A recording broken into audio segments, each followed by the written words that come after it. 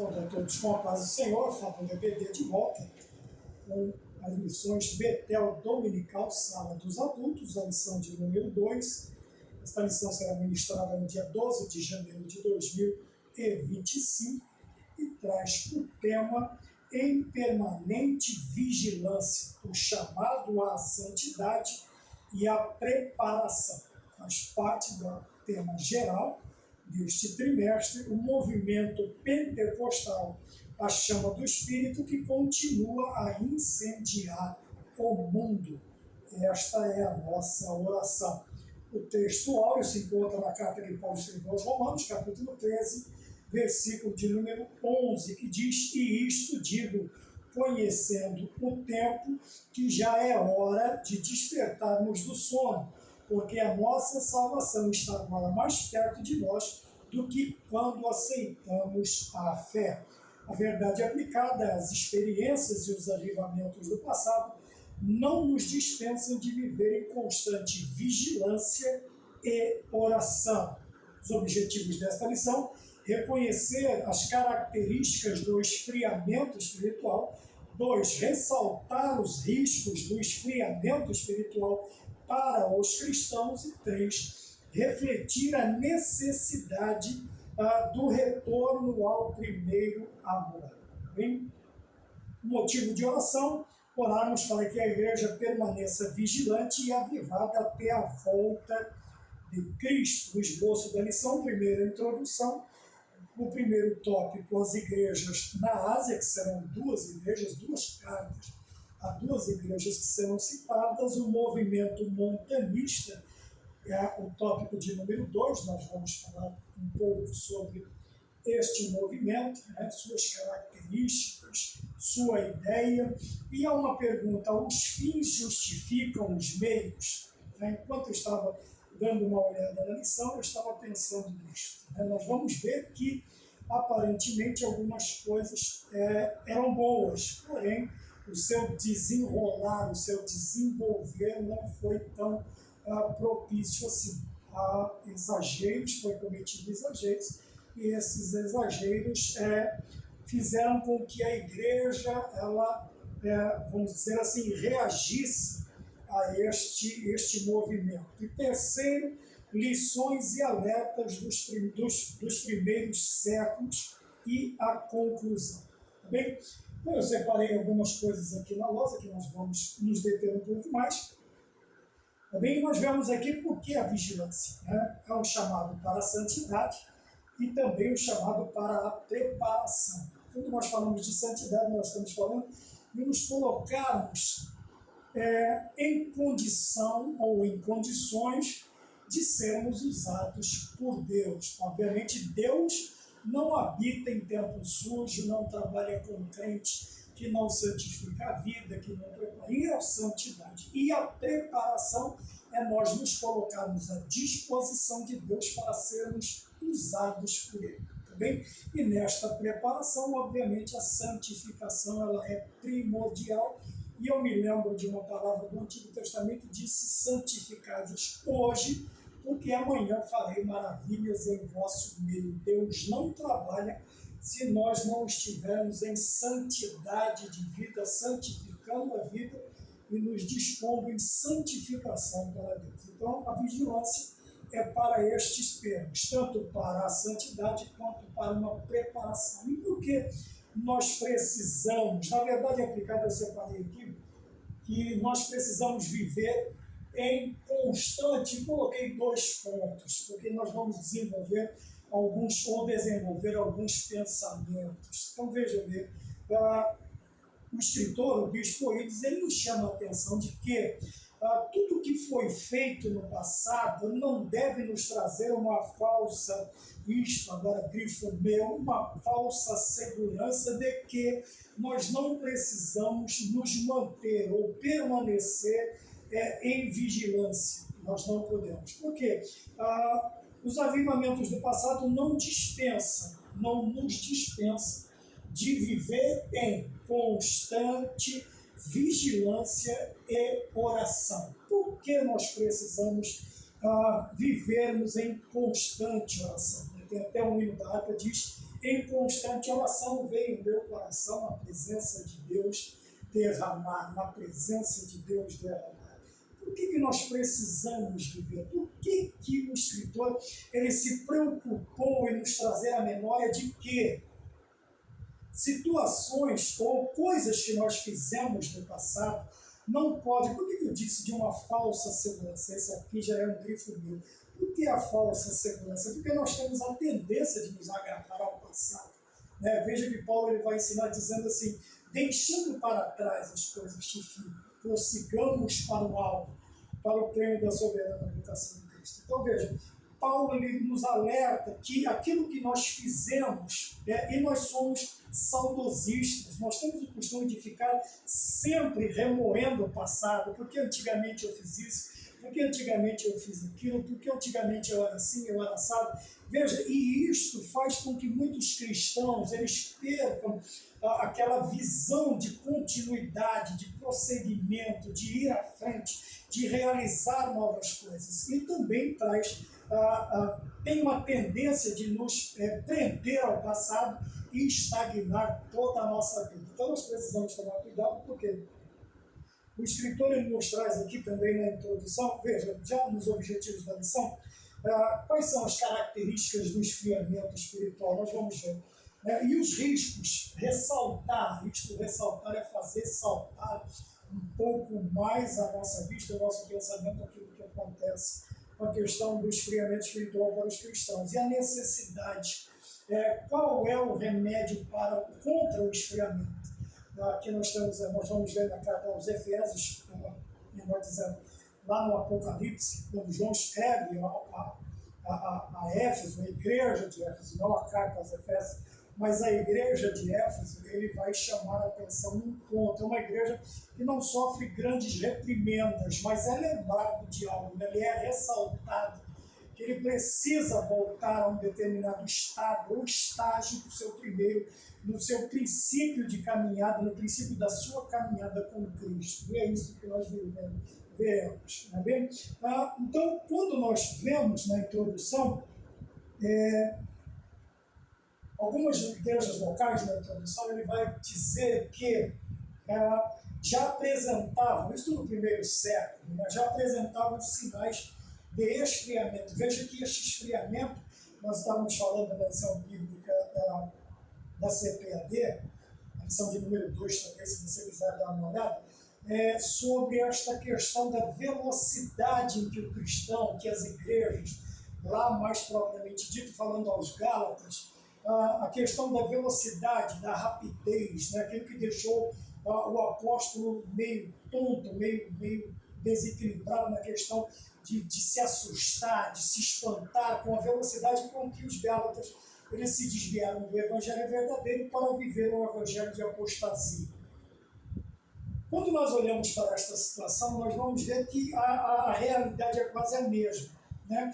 Não foi muito tempo para que a igreja de Éfeso e Laodiceia, que vai aparecer, nós vamos ver que essas igrejas elas perderam algumas características que fez com que Cristo, né, redigisse uma carta para João e João remetesse ao anjo da igreja, que seria, no caso, o pastor da igreja, que estava tanto em Éfeso quanto em Laodiceia. A Laodiceia ela recebe uma repreensão muito maior, muito mais pesada, mas demonstra o amor de Deus, que o Senhor convoca a igreja a voltar ou abrir a porta novamente para ele, para que ele pudesse abrir. Sem mais nem delongas, vamos mais adiante. Nós vamos ver então os sinais de esfriamento, de relaxamento com a vida espiritual, que resultou no surgimento de diferentes movimentos. Então nós vamos seguir o que causa a aparição, o surgimento de muitas heresias, podemos dizer assim, movimentos, né, de ruptura, de rachamento, de esfriamento, movimentos de divisão das igrejas.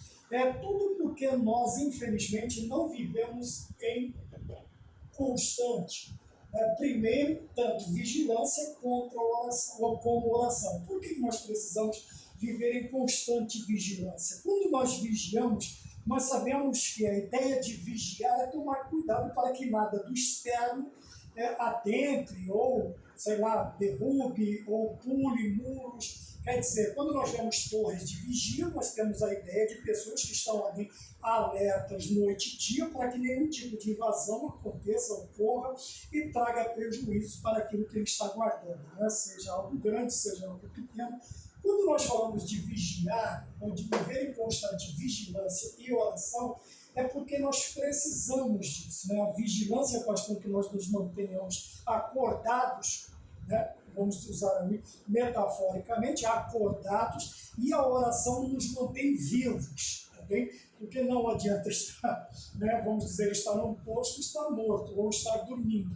Vamos dizer também, usando o morto aí, o dormindo, ou dormindo, como uma questão metafórica, uma palavra metafórica, uma palavra ilustrativa. Por que nós precisamos estar constantes nestas duas coisas? Primeiro, para nós tomarmos cuidado com o esfriamento espiritual. O que seria o esfriamento espiritual?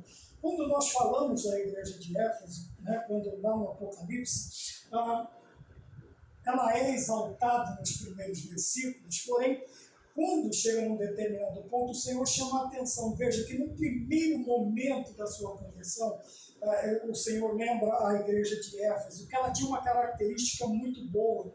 Ela tinha uma característica muito boa, mas talvez com os constantes ataques, com os constantes problemas, com as constantes lutas, a ponto de pôr à prova aqueles que se diziam ser judeus, apóstolos, aqueles que se diziam ser líderes e não eram, talvez isto foi trazendo um determinado cansaço espiritual. Quando nós nos cansamos, a tendência é esfriar. Né? Quando nós usamos também o termo esfriar na forma figurada da palavra, né? Aquele esfriamento, esfriou não só a questão de tornar um tempo, né? Um clima frio, não, mas uma situação esfria, o ânimo esfria, vem o desânimo. Quando a gente chama de desânimo, ele é o esfriamento do ânimo. Então, quando nós usamos isso aqui, nós estamos falando do esfriamento espiritual. O que seria isso? Nós precisamos tomar cuidado, por quê?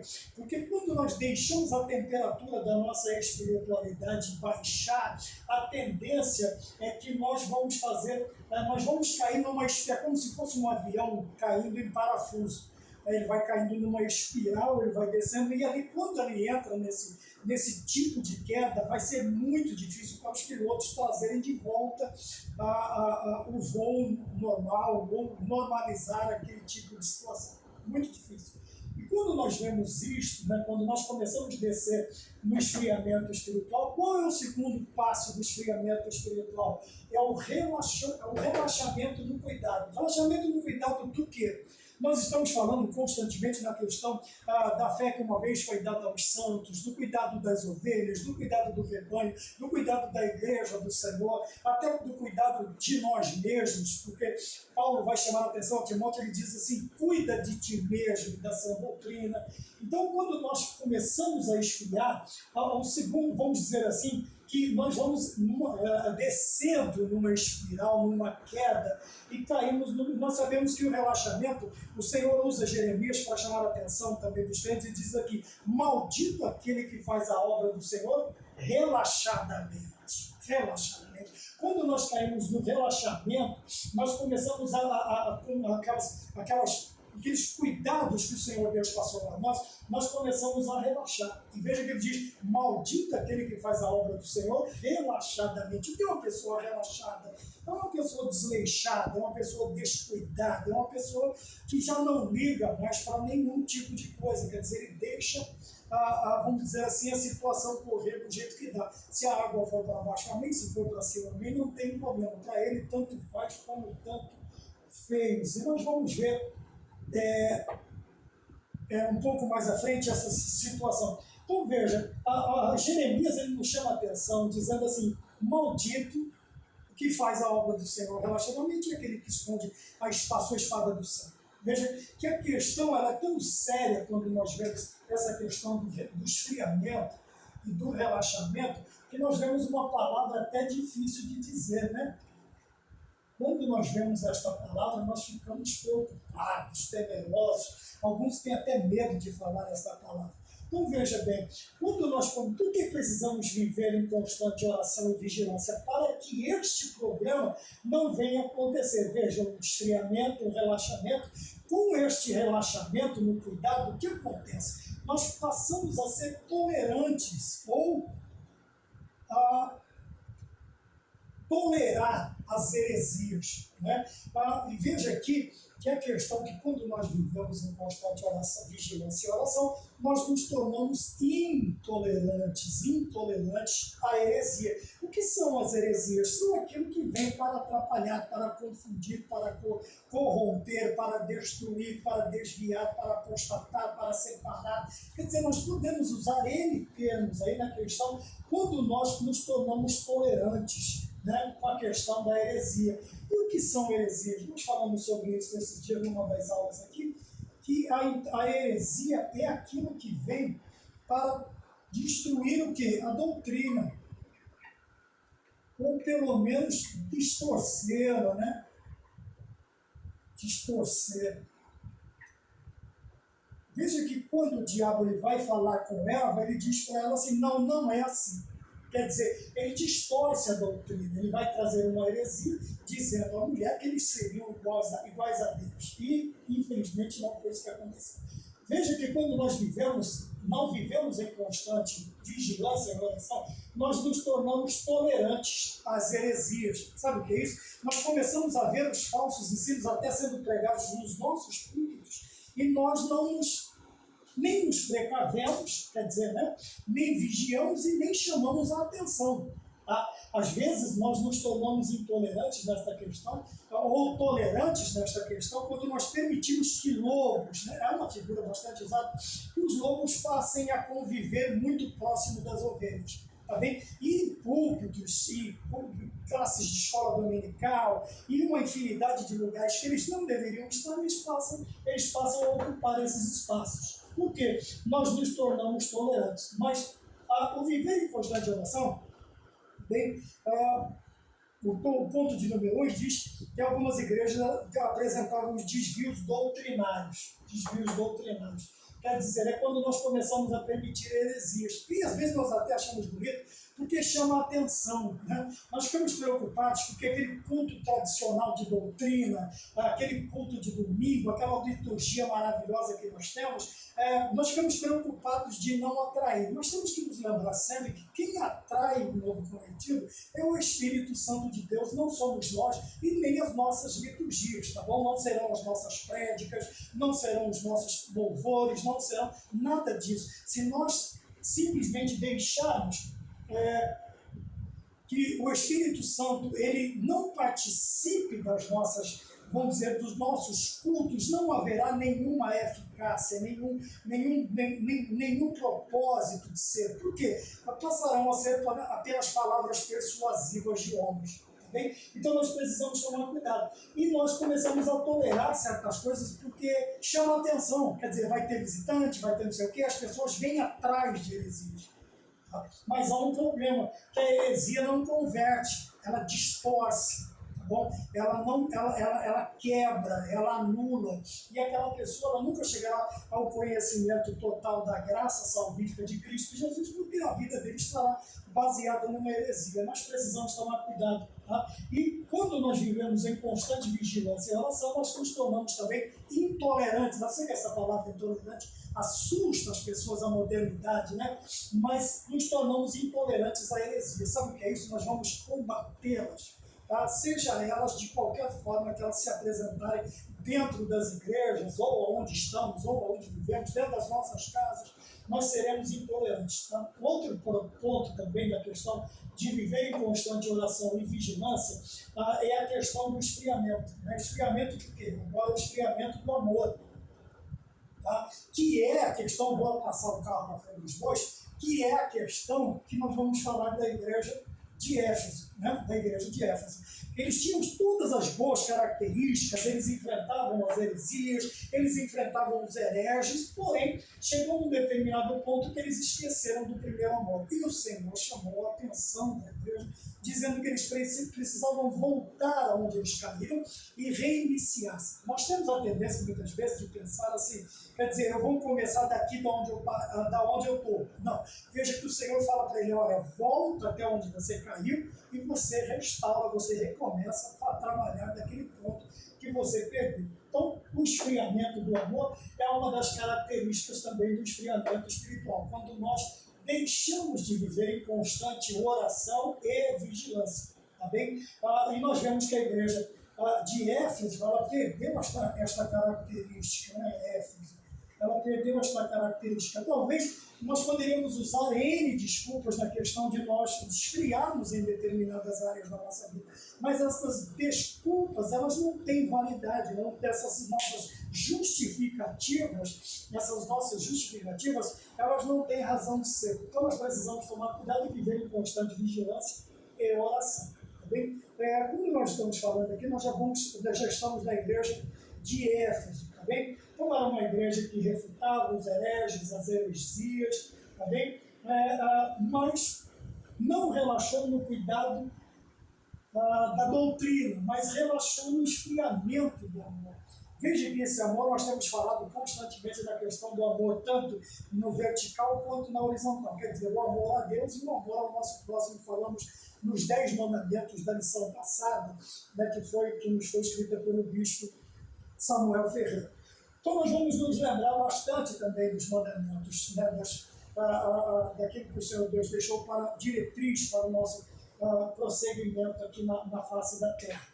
Então, quando nós esfriamos no amor, nós esfriamos não somente no amor para com o próximo, mas nós nos esfriamos também no amor a Deus. A nossa piedade, ela passa a ser menos, vamos dizer assim, menos cuidadosa, nós passamos a servir a Deus de qualquer maneira. Também por quê? Porque quando nós fazemos algo sem amor, nós fazemos algo sem propósito, nós nos tornamos displicentes, que é a questão aqui que nós vamos ver lá no próximo ponto. Quando nós nos tornamos displicentes, quando a mornidão, que é a questão da igreja de Laodiceia, né? Ela se achava rica, próspera, de todas as maneiras. O Senhor disse a ela, você nem é quente e nem é frio. Então, porque não é quente e nem frio, você é morno, eu vou te vomitar da minha boca. Outra palavra que as pessoas devem vomitar, né? As pessoas devem ficar com ânsia, né? E alguns ficam irritados, mas está escrito na Bíblia. Veja bem, o que é a questão da mornidão? Você já tentou? Segundo, eu estava lendo, segundo um historiador, as águas de Laodiceia, elas eram abastecidas por aqueduto, alguma coisa assim, e elas eram águas mornas. Eu já morei em cidade assim, que a água não era potável, era uma água, sabe, saloba, uma água pesada, e nós tínhamos que buscar água em outras fontes, né? Havia uma horta nessa cidade, e desta horta ela tinha um poço, e desse poço eles tiravam água e permitiam que as pessoas ali, quem quisesse, fosse lá buscar água. E nós íamos constantemente buscar água ali. Por quê? Porque a água fornecida pelos, não sei se eram lençóis d'água, não sei como era a situação, eram águas salobras, era uma água que parece que ela não esfriava, ela não gelava. Então, você tomasse aquilo ali, ou se você tomasse ela ao natural, quer dizer, não gelado, ao natural, sem ferver, sem filtrar, você tinha ânsia. E tomando aquilo constantemente, seus rins também não iam aguentar muito tempo. Mas quando ele fala de mornidão aqui, eu me lembro de uma determinada vez, eu estava lendo um livro, eu estava falando sobre uma palavra que quer dizer emeu, que é a mesma coisa daquele cavalo amarelo, né, dos 4 cavaleiros do Apocalipse, é quase parecido com isso. Veja que a situação aqui, no esfriamento da espiritual, né, no relaxamento, na tolerância à heresia, no esfriamento, vem o quê? Vem a apatia, quer dizer, é aquele que não tem força, sabe, aquela pessoa apática, você olha, parece que ela está sempre doente, está meio amarelado, meio. Você olha assim, aquela pessoa ela está, sabe, aquela pessoa indiferente, aquela pessoa omissa. Então, nós precisamos tomar cuidado. Por quê? Porque a vigilância e a oração, ela faz com que nós nos mantemos em prontidão. Tá bem? Não seremos nem frios e nem mornos, seremos quentes, né? Crentes quentes. E isso faz com que isso agrada ao Senhor. Por quê? Porque aquela aparente apatia, que de você não querer participar, de você não ligar, de você não se preocupar mais, de você relaxar, de você se tornar tolerante, já não vai existir. Não vai existir. Aqui o Senhor chama, Deus chama a atenção, né? Chama a atenção da igreja de Laodiceia. Usa palavras pesadas para ela. Desgraçado, pobre, cego, nu. Por quê? Porque eram características de que a igreja de Laodiceia se orgulhava. Né? Quando ele diz assim, você é um miserável. Por quê? Lá estava o ouro mais puro, que é o ouro de Ofir. Nós vamos ver também, ele fala nu. Por que nu? As melhores tecelagens estavam em Laodiceia, os melhores oftalmologistas estavam ali, por isso cego, né? Miserável, pobre, cego e nu. Veja que eram características que a igreja se orgulhava da sociedade. Se orgulhavam de que eles estavam inseridos, porque ele disse, estou abastado e de nada tenho falta, eu não preciso de ninguém, tudo que eu preciso está aqui. Só que Cristo estava batendo a porta. Por que Cristo estava batendo a porta? Porque é uma igreja que se tornou frouxa, se tornou omissa, apática, uma igreja que a primeira característica dela foi colocar Jesus Cristo para fora. Ora, ninguém bate na porta do lado de dentro. Se Jesus Cristo está à porta e bate, é porque ele está do lado de fora. Era uma igreja que tinha de tudo e não tinha nada. Né? Era uma igreja totalmente pobre, cega, nua. Por quê? Porque aquele que podia suprir todas estas necessidades espirituais, eles haviam colocado do lado de fora. E nós fazemos isto também, isto não é privilégio só destas igrejas, mas é privilégio nosso também, quando nós permitimos que o esfriamento, o relaxamento, a tolerância, o esfriamento do amor, a apatia, a frouxidão, eu coloquei algumas coisas aqui, negligência, desleixado, descuidado, tépico, tíbio, sem força, são palavras bonitas, mas são palavras que descrevem a mesma coisa. Veja, descreve isso aqui, morno, o frouxo, o apático, o indiferente, o omisso, que fica em cima do muro. Tá? E nós muitas vezes fazemos isso. Então nós precisamos viver em constante oração, em permanente vigilância e oração. Por quê? Para nós não entrarmos nestas características aqui. E nós precisamos ensinar os nossos alunos, a igreja, precisamos trabalhar com os nossos obreiros para que eles busquem principalmente por quê? Porque a palavra do Senhor diz que o fogo arde continuamente onde? Lá na nave da igreja, na porta do templo. Não, o fogo arde continuamente no altar. Quer dizer, o fogo tem que queimar do altar para a porta. Não adianta nós queremos uma igreja avivada, uma igreja poderosa, uma igreja se o púlpito é apático, se o púlpito é omisso, é indiferente, é desleixado, é relaxado. De maneira nenhuma nós vamos conseguir animar o povo, vamos dizer assim, nós não vamos conseguir incendiar, figuradamente, a igreja. Por quê? Porque o púlpito está apagado, não há fogo no altar. Por isso o sacerdote dispõe a lenha todas as manhãs. Às vezes ele está falando dos membros da igreja, do templo, não eram os judeus quem acendia. Quem acendia era o sacerdote. E nós precisamos tomar cuidado com isso. E vamos para o ponto de número 2, que é a questão que nós falamos aqui, o movimento montanista. Este movimento, está escrito aqui, né, pregava uma nova revelação concedida a eles. Mas uma coisa interessante, é por isso que lá no começo eu fiz uma pergunta: os fins realmente justificam os meios? Tá? Qual era o propósito do movimento montanista? Veja que, aparentemente, nós vamos olhar por que esse movimento ele surge, ele se levanta. Por que ele se ergue? Primeiro, porque tendências seculares estavam invadindo a igreja. Algumas tendências, algumas modas, alguns padrões que não faziam parte do cristianismo estavam agora começando a adentrar a igreja. Veja que nós vamos voltar à questão da constante vigilância e da oração. Por quê? Então nós vemos aqui, ó, tendências seculares, crescente mundanismo ou crescente mundanização, né, das igrejas, do culto. Sabe que nós temos algum paralelo com o tempo de hoje, com os nossos dias, com a modernidade, com a nossa contemporaneidade? Veja, crescente mundanismo, né, o esfriamento, principalmente a questão da segunda vinda de Cristo, né, eu coloquei a segunda volta, mas aí é uma primeira volta, que ele veio e agora ele vai voltar, tá bem? Mas vamos entender aqui, com a segunda vinda de Cristo, o que isso quer dizer?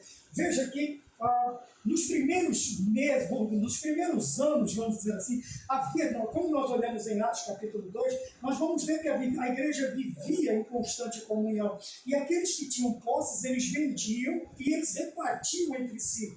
Por quê? Porque havia uma expectativa da breve volta de Cristo, também da breve volta de Cristo. Porém, vamos dizer assim, a postergação desta vinda, a aparente demora na volta de Cristo, foi fazendo com que algumas pessoas fossem esfriando, né? Fossem relaxando, fossem, se tornando apáticos na questão da segunda vinda de Cristo ou da volta do Senhor Jesus Cristo. Tem alguma ligação com os dias de hoje? Tanto é que Paulo diz, olha, Pedro vai dizer assim, um aparente atraso, aparente demora, grifo meu, também é que o Senhor não quer que nenhum de vocês se percam. Então nós precisamos tomar cuidado, que muitas vezes algumas doutrinas fundamentais, elas começam a perder o sentido, a graça na nossa vida, e nós começamos a relaxar. Tá? Então nós tínhamos aqui alguns problemas grandes. Então eu coloquei aqui os fins. Então isso aqui fez com que o montanismo, né, que é montano, ele surgisse com uma característica, com uma roupagem de combater esse tipo de coisa. Então seria estes fins. Tá? Nós vamos falar sobre os meios e nós vamos ver que eles não justificam. Tá? Que os fins não justificaram os meios. Então vejam bem, as tendências seculares são coisas dos nossos dias? São. O crescente mundanismo, a mundanização, né? A mundanização da igreja local é uma realidade nos nossos dias? Sim. Tá bem? Depois, muitos cristãos já não esperam mais Cristo, estão vivendo folgadamente, regaladamente, relaxadamente, estão vivendo de qualquer jeito, como se Cristo não fosse voltar. E quando nós pregamos esta realidade, que Jesus Cristo está à porta, muitos dizem assim, mas eu ouço isso desde quando eu me converti. Quer dizer que você ainda não se converteu. Né? Você aceitou, você veio para a igreja, mas se você não espera mais, ou você se converteu, desviou, ou no meio do caminho você esfriou. Esse é um tipo de esfriamento. Quando nós já passamos a duvidar daquilo que Jesus Cristo disse, do que as Sagradas Escrituras nos ensinam. Então nós precisamos tomar cuidado.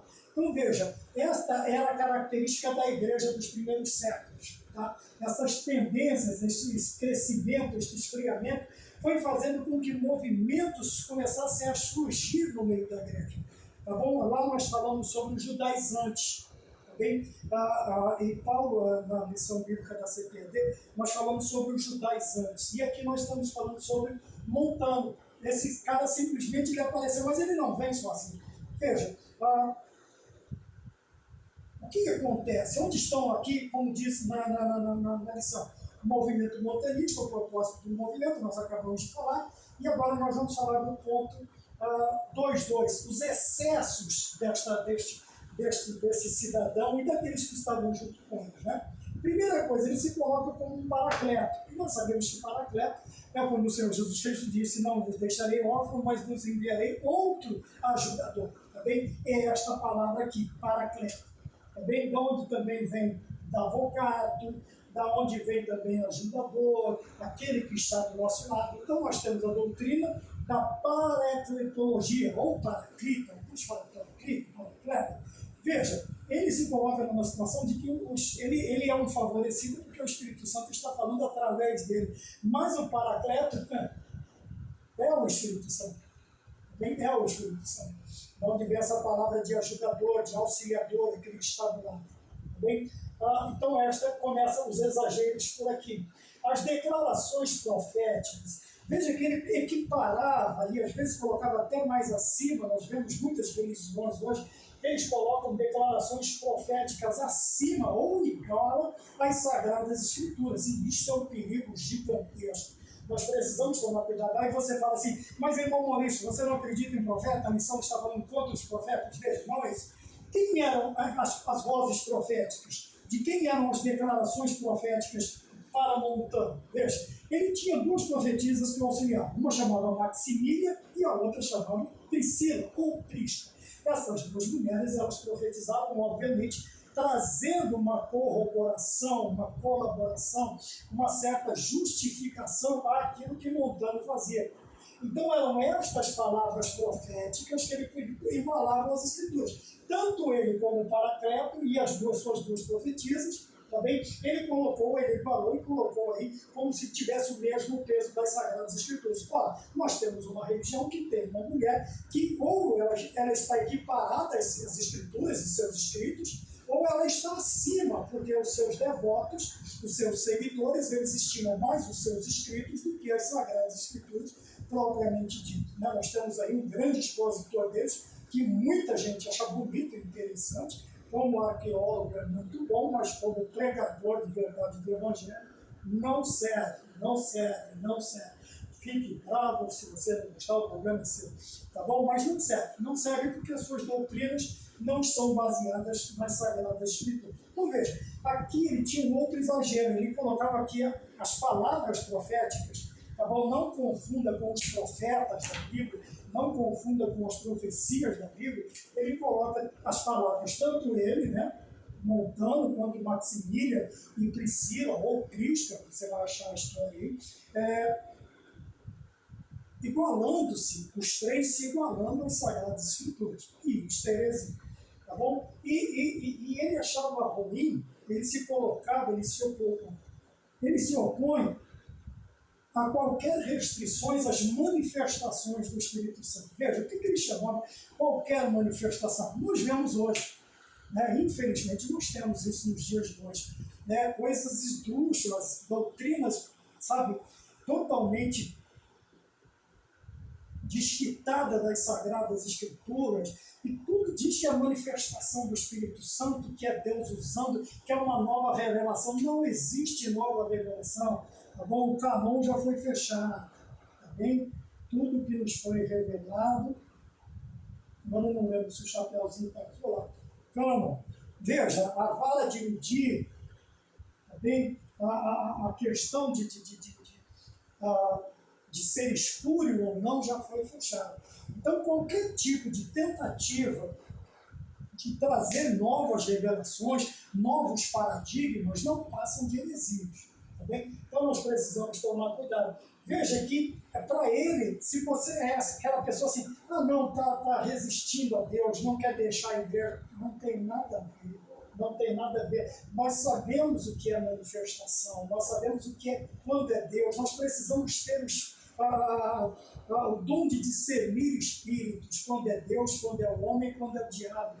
Nós precisamos tomar cuidado. Hoje, qualquer coisa, nós vamos falar que é Deus, que é Cristo, que é o Espírito Santo, e nós precisamos tomar cuidado com esses exageros. Veja que isto já existia quando Montano ele começa a se indignar. Então, eu coloquei, nós vemos isso hoje, tá bem? Esses exageros, então não justificam, tá bem? Os fins foram até interessantes, mas os meios não justificaram. Os meios que ele usou, as heresias, e isto fez com que a igreja do tempo se levantasse se opusesse a estas falsas doutrinas, e houve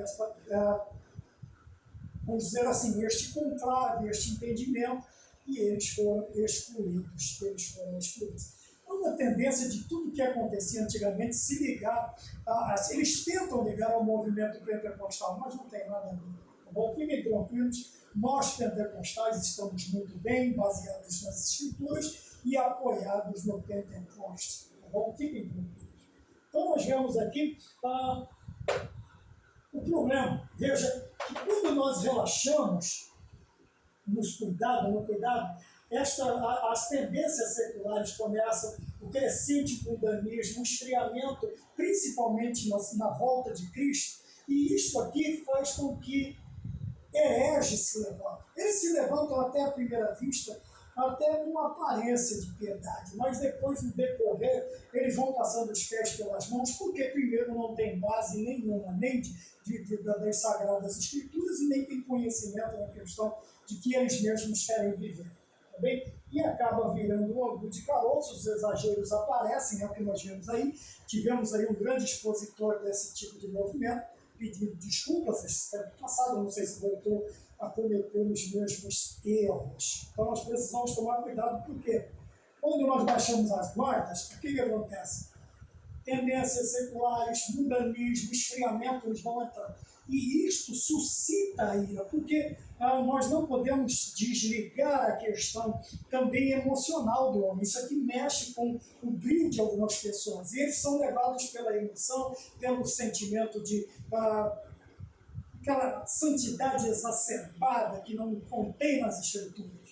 E eles acabam aí, né, se tornando abre-salões e uma infinidade de coisas. Quando não, dividem a igreja, racham a igreja, tudo porque nós deixamos de viver constantemente em vigilância e oração.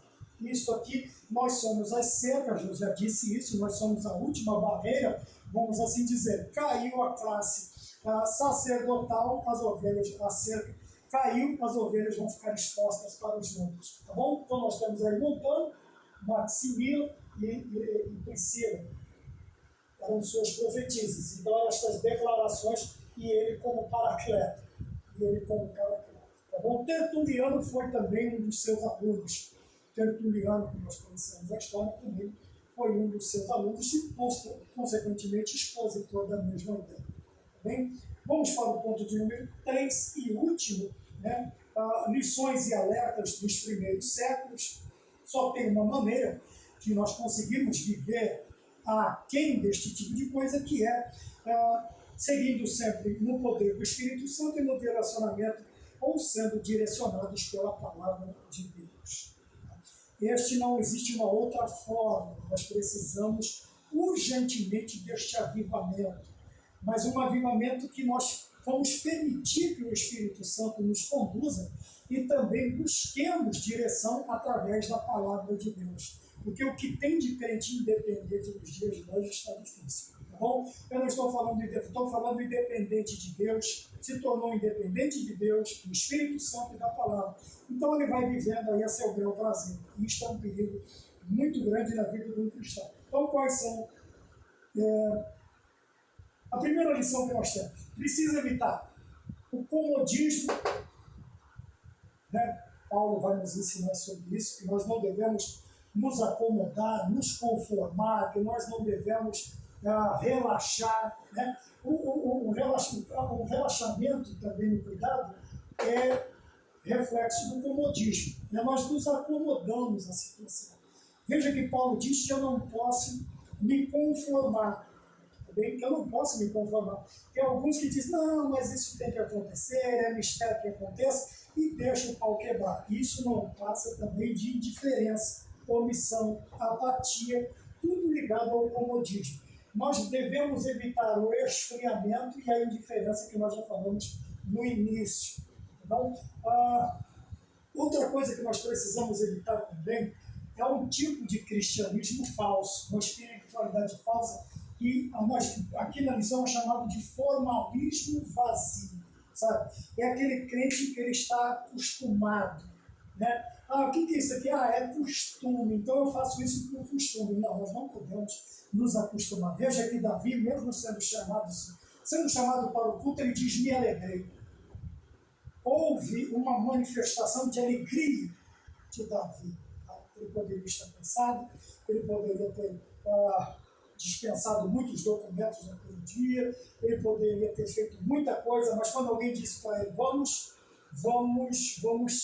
buscar a presença de Deus, vamos para a igreja, vamos para a casa de Deus. Davi faz o quê? Ele não vive um formalismo vazio. Existem pessoas que ele já sai de casa assim, já até assim, canta 3 hinos, lê a Bíblia, canta o círculo de oração, mocidade, criança, coral, bando, faz uma oração, canta o hino avulso, tira a oferta, os dízimos, aí depois o pastor prega da bênção apostólica, amém, tchau. Não, isso é formalismo. Tá? Você tomou uma forma, você criou uma forma, vamos pôr uma caixa aqui, né? Nunca veio uma caixa, mas vamos pôr uma caixa. Então você colocou o culto ali dentro. E não é assim, eu tenho que sair de casa dizendo Deus vai fazer coisas grandes, né, para não dar a impressão de coisas novas. Coisas grandes hoje, o culto vai ser maravilhoso. Hoje o culto vai ser maravilhoso, porque Jesus vai derramar o seu poder. Aí a gente sai do formalismo vazio e passamos a viver uma espiritualidade real, sabe? Um avivamento, o Espírito Santo dominando as nossas vidas, a nossa mente, os nossos sentimentos, tá? O nosso corpo, e nós vamos ser templo do Espírito Santo. Outra coisa que nós precisamos tomar cuidado, com a conduta incoerente, está na lição. O que são condutas incoerentes? É quando aquilo que eu faço não tem nada a ver com o que eu falo. Tá bem? Isso não passa de hipocrisia. Tá? É aquele que nós ouvimos antigamente, faz o que eu mando e não faz o que eu faço. Isso é uma conduta incoerente. Quando nós somos pegos em alguma falha, mentira, né? Alguma coisa, a gente tenta se justificar. Então nós precisamos aprender a viver uma conduta correta, coerente. A nossa conduta tem que condizer com aquilo que nós pregamos, vivemos, falamos, né, daqui principalmente das Sagradas Escrituras, falamos que somos cristãos, então a nossa conduta tem que ser cristã em todos os sentidos. Não é ser cristão somente na igreja, né? Cultivar o viver constante do que? Vigilância, oração, espiritualidade, cuidado, né, com as coisas de Deus, não sermos intolerantes ou não sermos tolerantes, melhor dizendo, com as heresias. Tudo isso vai de um cultivar. Também, o que é cultivar? Você tem que preparar a terra, você tem que adubar a terra, depois você vai semear na terra, e depois você vai regar a terra, e os grãos vão morrer e vão brotar, e você vai cuidar para que passe o sol, chuva em demasia, sol em demasia, frio em demasia, não estrague a sua cultura, quer dizer, o seu cultivo. E dali, depois do cultivo, você tem o quê? Você tem os frutos do seu cultivo, da sua plantação. Mas para isso nós precisamos de constância. Tá? Precisamos cultivar uma vida de constante. Quer dizer, é aquilo que nós vamos viver, nós vamos aprender a viver desse jeito. Bem, depois, nós precisamos também não evitar, mas sempre fazer um autoexame. Mas este autoexame ele não pode estar destituído do Espírito Santo e da palavra. Por quê? Porque se nós mesmos nos examinarmos, a tendência é fazer o quê? É nós nos justificarmos ou não chegarmos a uma conclusão lógica daquilo que estamos fazendo, do quão errado nós estamos vivendo. Então este autoexame ele não pode ser destituído do Espírito Santo, temos que ter em nossa vida, cultivar a presença do Espírito Santo na nossa vida e da palavra de Deus. Porque quando nós fazemos este autoexame, né, nós nos tornamos aí mais introspectivos na questão de fazer um levantamento da nossa vida, nós vamos fazê-lo de maneira correta, porque serão dois parâmetros importantes, o Espírito Santo de Deus e a palavra de Deus na nossa vida. Tá bom? Devemos cultivar também um contínuo avivamento. Por que esse contínuo avivamento? Para que esta tendência de pensar que as coisas nós fizemos no passado, elas nos eximem ou não nos deixa responsável para vivermos hoje, e nós nos desapercebemos, vivemos uma vida desapercebida. Do quê? Dos sutis ataques e investidas de Satanás contra a nossa vida. Por isso a vigilância. Lembra que eu falei das torres de vigia? Quando ele vier com as sutilezas e com as investidas dos seus ataques, nós estaremos resguardados. Por quê? Nós estamos avivados, nós estamos continuamente avivados. Estamos continuamente na presença de Deus. Amém? Então, nós falamos aí da lição de número 2. Se Deus nos permitir, da próxima vez estaremos falando sobre a lição de número 3. E hoje falamos sobre permanente vigilância, um chamado à santidade e à preparação. Tá bom? Que Deus nos abençoe, nos dê graça, nos dê força para vivermos em constante vigilância e oração e santificação de vida. Que Deus nos abençoe em Cristo Jesus.